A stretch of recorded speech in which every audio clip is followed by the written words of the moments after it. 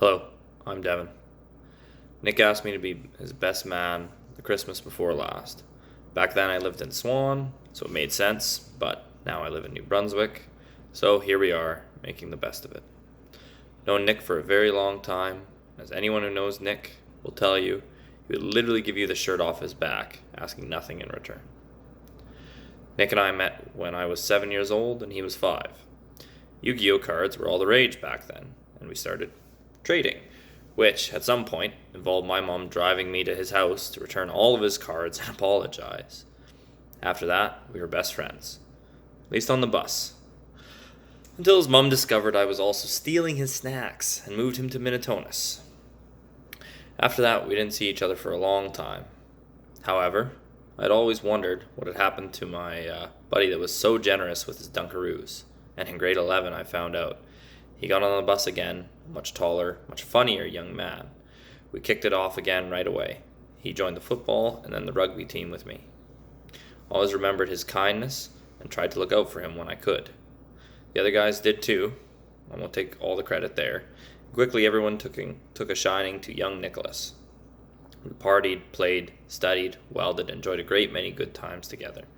After I bought my first truck and started picking him up and dropping him off from practices, I had discovered his parents were equally generous. They fed me 2 or 3 times a week, without even a wink of hesitation.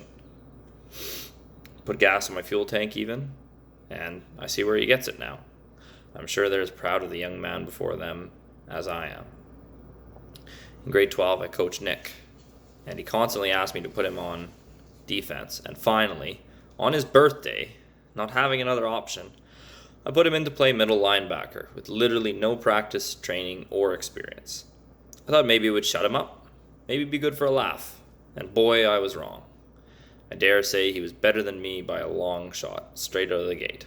So, we kept him there. If I remember correctly, this is around the time when he started to be on his phone 24/7, and I had my suspicions. Turns out I was right, and Bailey came into the picture. For the longest time, he wouldn't say anything to me about who he was talking to, and, being his best friend, this drove me nuts. Finally, he opened up to me about this girl, and, selfishly, I thought, here we go, I'll never see him again.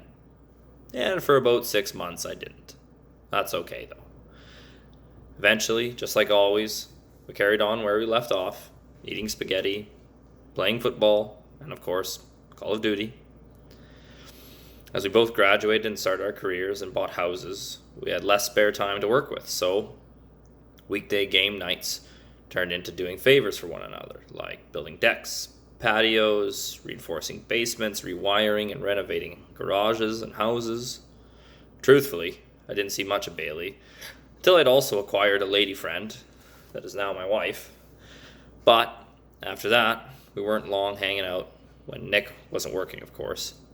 Those nights are cherished memories for me. Barbecues, roasts, all manner of delicious food, movies, board games, and just hanging out watching the pups play are all things I miss very much. The more I got to know Bailey, the more I liked her. She has a straightforward, no-nonsense way about her that's endearing, once you get to know her as well as I have.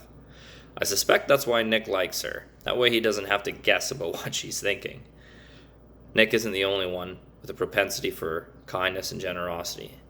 And for those of you that weren't aware, Bailey loves dogs.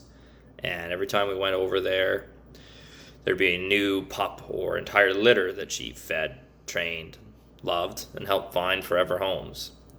Her skills in the kitchen are also very worth noting, particularly her baking. She did a good job. She did a job beyond compare at our wedding with desserts. I didn't even get to try one before they were all gone. Nick's generosity is very much so mirrored by hers. The aforementioned culinary masterpieces were free of charge, and considering we were selling our house and moving across the country, her kindness couldn't have come at a better time. There's honestly so much to say, and all jokes aside, heads up, here comes the sappy part. The two of them are perfect for one another. If Nick calls you a friend, he's a true one. If Bailey invites you over for dinner, it's going to be a good one.